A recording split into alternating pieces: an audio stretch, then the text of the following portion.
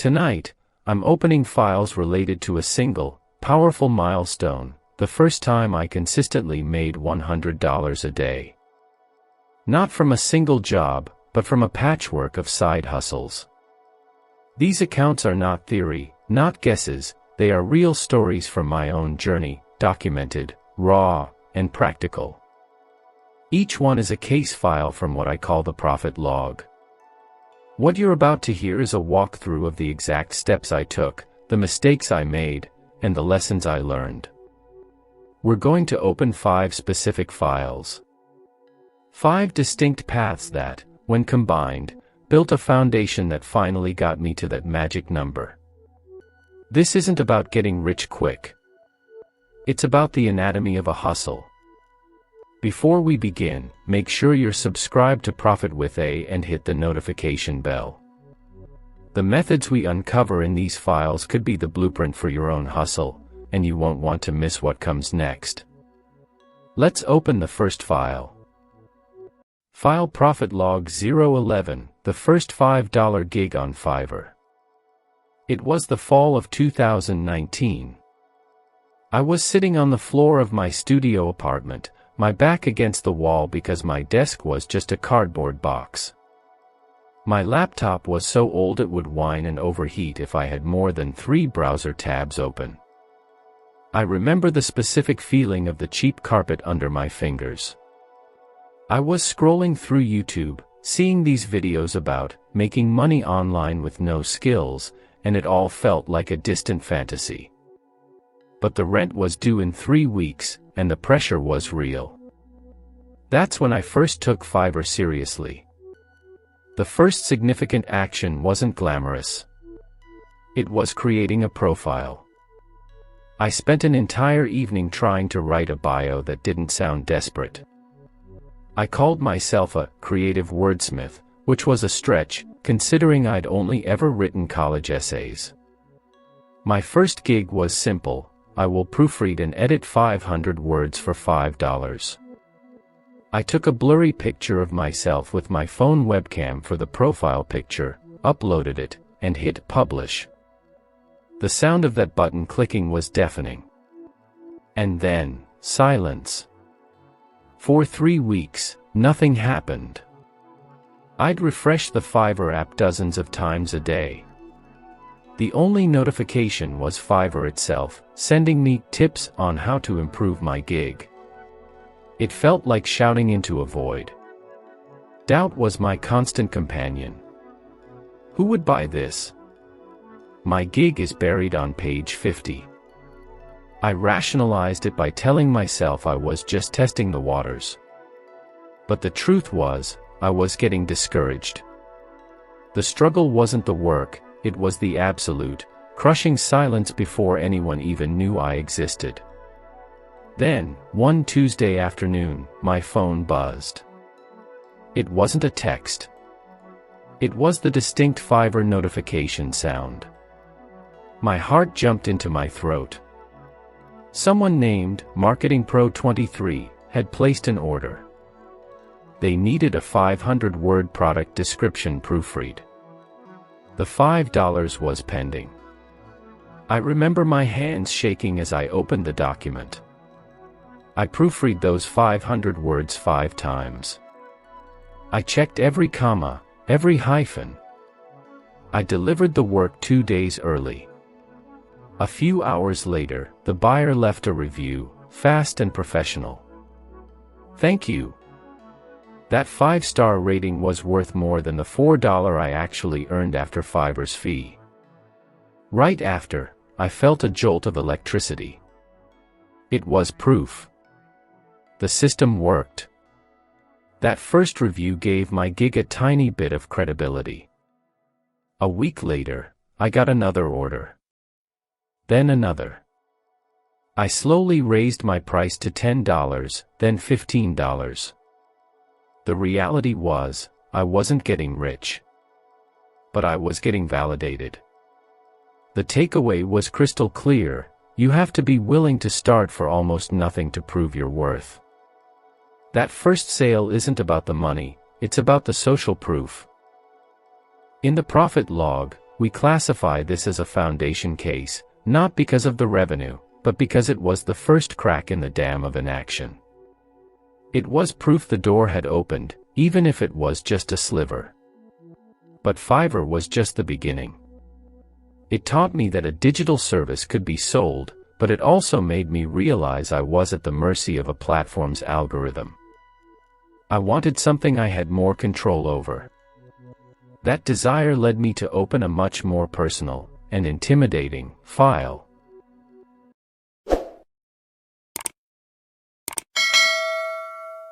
File Profit Log 019, the $30 blog post. This file picks up about 4 months later, in early 2020. The world was changing, and I was stuck inside, with that same overheating laptop. I had a few Fiverr reviews under my belt, but the work was inconsistent. I was browsing online forums, seeing people talk about content writing and freelancing. It sounded more professional than Fiverr gigs. I was at my kitchen table, the smell of cheap coffee hanging in the air, feeling a bit more confident but still completely invisible in the grand scheme of the internet. The first step this time was more deliberate. Instead of creating a passive gig, I had to go out and find work. I signed up for a popular freelance job board. My heart sank. The competition was fierce. Hundreds of proposals for every job. My inciting incident was writing a custom proposal for a small startup that needed a blog post about remote work tools. I didn't send a generic copy-paste message. I read their website, mentioned a specific detail I liked, and pitched 3 specific headlines.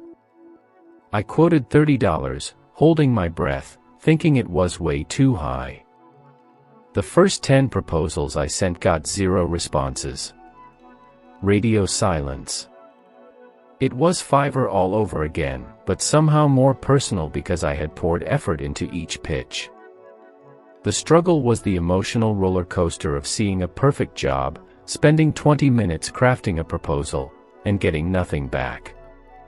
I learned to stop counting my pitches and start treating it like a numbers game. My rationalization was, if I send 5 quality proposals a day, statistically, 1 has to land. But the silence between sends was a brutal teacher. After about 3 weeks of this, I got an email. The subject line was, your proposal for blog writer. It was from the founder of that startup. He said my proposal stood out because it was specific and showed I'd actually done my homework. He hired me for the $30 blog post. The turning point wasn't just getting the job, it was the reason why I got it. It was the lesson that personalization and effort in the outreach phase could cut through the noise. I wrote that blog post with an intensity one usually reserved for final exams. I delivered it ahead of schedule. The client loved it and immediately offered me 2 more posts at $40 each. This was different from Fiverr. This was a direct relationship. The reality was that I had doubled my per-project earnings and found a more sustainable path. The takeaway was immense: quality outreach trumps quantity. A well-researched, personalized proposal is your greatest asset when you have no portfolio to speak of. This case is logged as a direct outreach breakthrough. It marked the shift from being a passive seller on a platform to an active hunter of opportunity. It taught me that your pitch is your first, and most important, piece of work. Writing for others was building my skills and my income, but a thought started to nag at me: I was building value for someone else's website. What if I could build something for myself? That question led to one of my most challenging, and ultimately rewarding, experiments.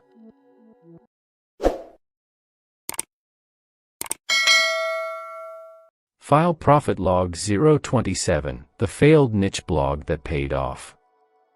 This file begins in the summer of 2020.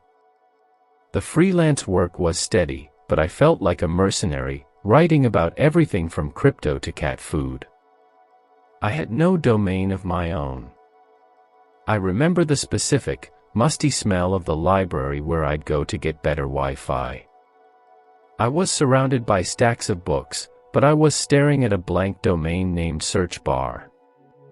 The idea was intoxicating: build my own asset. A place I controlled. I decided to start a niche blog. The first action was a $12 domain name purchase. I chose a niche I thought was clever: sustainable office supplies. It felt specific, but not too competitive. I spent a weekend setting up a basic WordPress site, choosing a blue and green theme that I thought screamed eco-friendly. I wrote my first 5 articles myself: the top 5 bamboo pens, why recycled paper matters. I hit publish on each post with a sense of pride I hadn't felt from client work. This was mine. And then, the silence returned. But this silence was different. It was the silence of a website with 0 visitors. I'd check Google Analytics multiple times a day, seeing that lonely 1, which was just me checking the site from my phone. The struggle was the sheer amount of unpaid, speculative work. Writing 2,000-word articles for an audience of 1. The doubt was loud: this is a waste of time. No one cares about bamboo pens. I pushed through by treating it like a long-term experiment, rationalizing that even if it failed, I was learning about SEO and WordPress. The turning point wasn't a viral post or a flood of traffic. It was a quiet realization after 4 months. I had written over 30 articles, and my traffic had slowly climbed to about 20 visitors a day. One day, I got an email. It was from a small eco-friendly company asking if I accepted sponsored posts. They offered me $50 to feature their product. My blog, my little corner of the internet that felt like a ghost town, had just made its first dollar. The win wasn't the money, it was the validation that I had built something tangible enough to be noticed. I took the $50. But the reality check came quickly. The blog never took off as I'd hoped. It was too niche, my keyword strategy was weak, and I lost motivation. However, the aftermath was unexpectedly positive. I listed WordPress management, SEO basics, and content strategy on my freelance profiles, using the blog as a live example. Clients were impressed I had hands-on experience. That failed blog became the single best credential for landing higher-paying freelance gigs. The lesson was profound: the assets you build for yourself, even the unsuccessful ones, can become the proof of skill that unlocks better opportunities elsewhere. In the profit log, this is classified as an indirect revenue case. The project itself was not profitable, but the skills and credibility it generated became a significant source of income. It taught me that not all wins look the way you expect. But writing, whether for clients or myself, was starting to burn me out. I needed a hustle that was less cerebral, more tactile. Something I could do with my hands, almost like a digital craft. That's when I stumbled into a world I knew nothing about, and it changed my perspective on value entirely.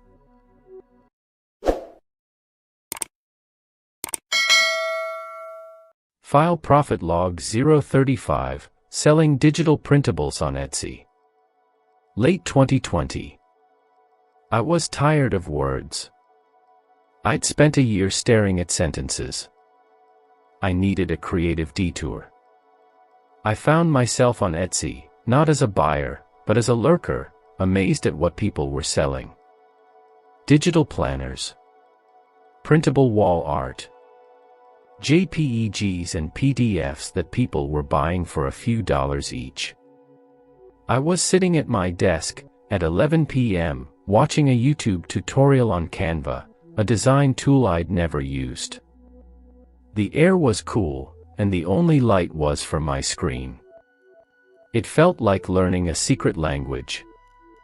The first step was embarrassingly simple. I created a minimalist, geometric-themed, weekly productivity planner in Canva. It took me an entire day. I'm not a designer, so I relied on simple shapes and clean fonts. I uploaded the PDF file to a new Etsy shop, set the price at $3, and wrote a description focusing on the benefits: stay organized, boost your focus. Then, I listed it. It felt less formal than starting a blog. It was like setting up a tiny, digital lemonade stand. The initial struggle was the same old story: no sales. But a new struggle emerged: SEO. Etsy has its own search engine. I had to learn about keywords and tags, terms like aesthetic printable, digital planner, good notes. I'd spend hours researching what people were searching for and then tweaking my listings. The frustration was the invisibility among thousands of similar products. I rationalized the time spent by telling myself I was building a digital inventory that required no inventory. It was a game of patience and keywords. The turning point came about 6 weeks in. I had 5 different printables listed. I woke up to an email from Etsy: "You've made a sale." Someone in another country had bought my $3 planner. But the real reveal happened later that day. I got another sale. And the day after that, 2 more. It was the Etsy effect. Once you get a few sales and positive reviews, the Etsy algorithm seems to give your shop a little nudge. The win was seeing the model actually work, the concept of making a digital product once and selling it over and over again. The aftermath was a small, but incredibly passive, income stream.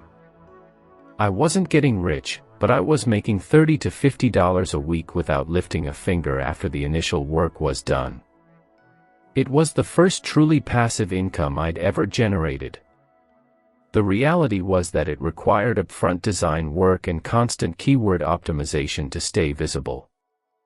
The lesson was monumental: there is a huge market for small, affordable digital products that solve a tiny problem or provide a little joy. Value isn't always about grand scale. Sometimes it's a $3 solution to someone's need for organization. This case is logged as a micro-passive revenue stream. It demonstrated the power of building a digital asset that could generate income around the clock, with no further fulfillment required. I now had a foundation on Fiverr, a direct freelance client, a skill set from a failed blog, and a trickle of passive income. But they were all separate streams. The final file I'll open tonight is about the moment I learned to weave them all together, and how that weaving finally pushed me over the $100 a day mark.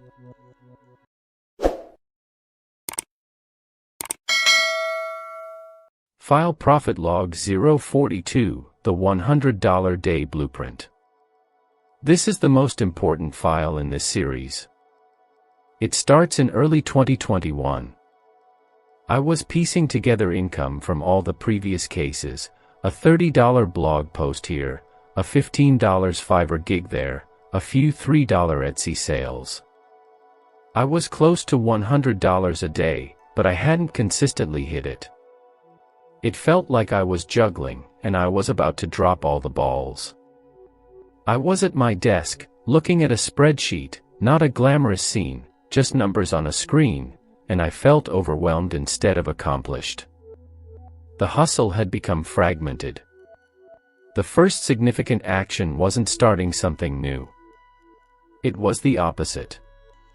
I stopped chasing. I closed my laptop and spent an entire afternoon with a notebook, this notebook, and I mapped it all out. I asked one question: how can these separate streams support each other? That was the inciting incident. It wasn't action, it was strategy. I realized my Etsy shop needed better branding, which was a design skill I'd learned from making printables. My freelance proposals could be strengthened by pointing to my blog as a testament to my SEO knowledge. The first step was making connections. The struggle was breaking the hustle harder mentality. The temptation was to add more, another platform, another gig. The real challenge was to do less, but smarter. I spent a week overhauling my Etsy shop with a cohesive brand I designed myself, using the skills from File Profit Log 035. I rewrote my freelance profile to explicitly mention my experience with WordPress and SEO, leveraging the failure from File Profit Log 027. The doubt whispered that this was administrative work, not income-producing work. But I pushed through, trusting that synergy would beat sheer effort. The turning point wasn't a single notification. It was a Tuesday. I remember it clearly. I woke up to $12 in overnight Etsy sales. I completed a $40 blog post for a freelance client by 11 a.m. In the afternoon, I accepted a $50 Fiverr gig that took me 2 hours, a gig for SEO-friendly product descriptions, a skill I could now confidently claim because of my blog. I tallied it up at the end of the day, $102. And it hadn't felt like a frantic scramble. It felt structured. The win was the pattern. The next day, I did it again. And the day after that. The system was working. The reality is that $100 a day is not a ceiling, it's a foundation. It's a rhythm. Some days it's $80, some days it's $120. The takeaway was the most valuable of all: your side hustles shouldn't be isolated islands. They should be an archipelago, connected beneath the surface. The skills from one fuel the opportunities of another. The credibility from a personal project gets you higher-paying client work. The lesson was about building an ecosystem, not just a list of jobs. This final case is classified as the synergy breakthrough. It represents the transition from being a scattered opportunist to a strategic operator. The goal wasn't to find one magic hustle, but to weave a reliable rope from many strands.